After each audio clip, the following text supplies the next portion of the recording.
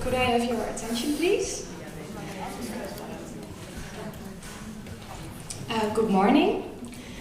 My name is Hannah, and on my other side I have my fellow student, Maaike. We are representing Group 12 for the International Programming Week. Our subject this week was health education for refugees in high-density situations. For this project, we had to focus on a certain subject. When we thought about high-dense or high-populated areas, something that jumped to our minds related to health was infections. We have come up with the following main question. How can you make Syrian refugees aware of the risk of infectious diseases in densely populated areas such as the AZC, so that infectious diseases can be prevented?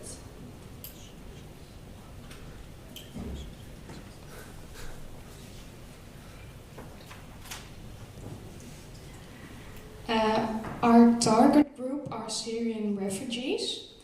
Currently, the number of refugees in the Holland is 47,095, and the number of Syrian refugees is 21,438. That's 46%. So it's the biggest group in Holland. So we aimed for this group. First, some general information about infectious diseases. The World Health Organization defines it as conditions that are caused by pathogenic microorganisms. There are several kinds of these microorganisms. Think about a bacterial infection, a virus, a parasite, or a fungal infection. The diseases can be spread directly or indirectly from one person to another. There are several ways of contamination, for example, through blood. As you can see, here is a list of some of the most common diseases among refugees. The most infectious diseases that are found among refugees are urinary infections and respiratory infections. Also, there are sexually transmitted diseases, also known as STDs, hepatitis A, B, and C. Refugees aren't being tested for hepatitis, so it could be very dangerous. Also, polio.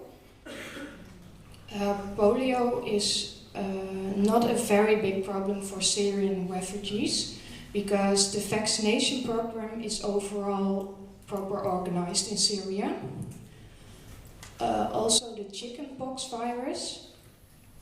The chickenpox virus is dangerous because chickenpox are less common in the subtropics compared to the Netherlands, where there's no subtropic climate.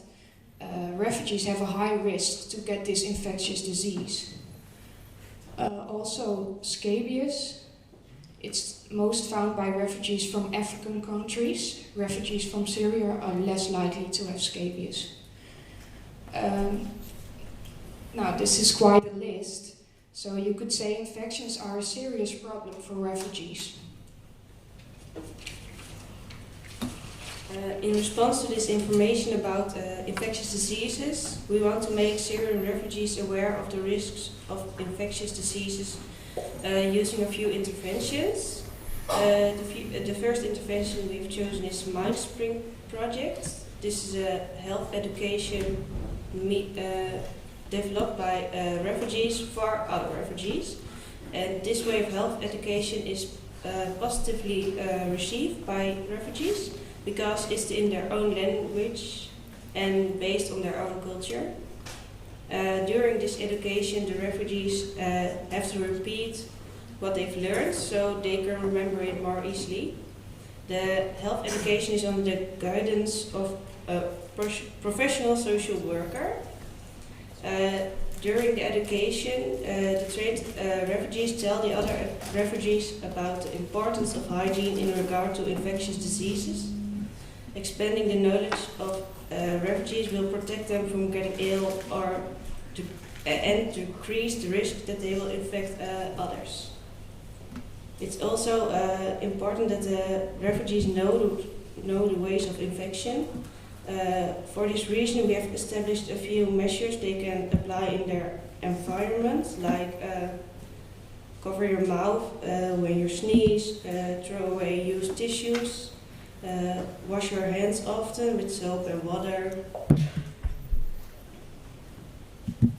Besides that, it's also important that the refugees know how to use the bathroom right, because of the lack of information and the cultural differences.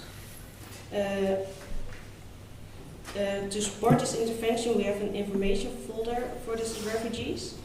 In this folder they can read how to use the Dutch sanitary facilities right. And this is our information folder. In the first pages you see some facts about hygiene.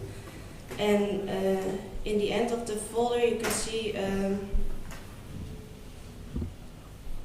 a combination of the Dutch way of toilet use and the Syrian way. And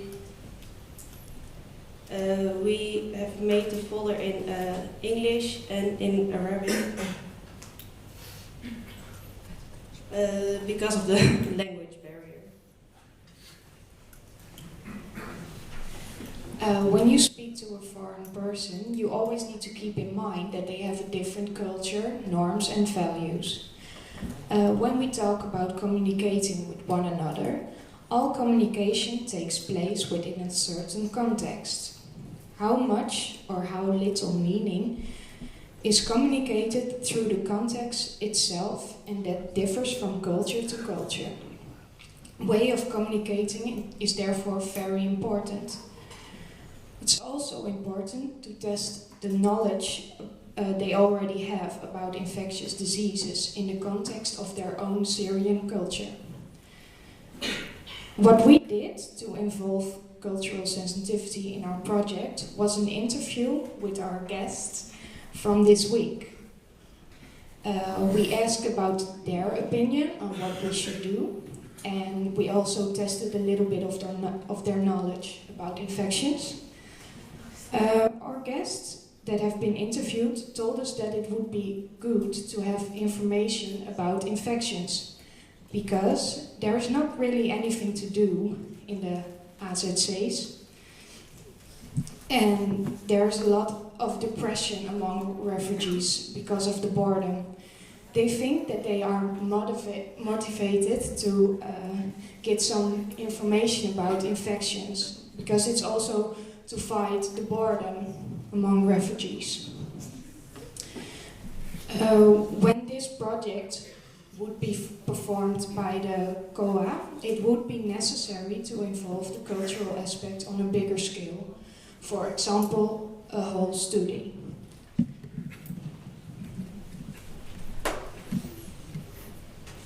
Now that we've made everything clear about these interventions, we can conclude that we have to make a combination of the Dutch way of toilet use and the Syrian way.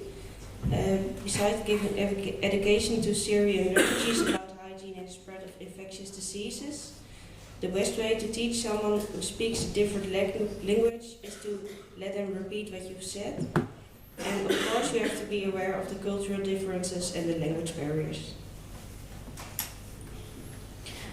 Eventually, we are aiming for making Syrian refugees aware of the risks from infectious diseases on a short term, and we hope to prevent infectious diseases in densely populated areas such as the AZC on a long term. Thank you for your attention.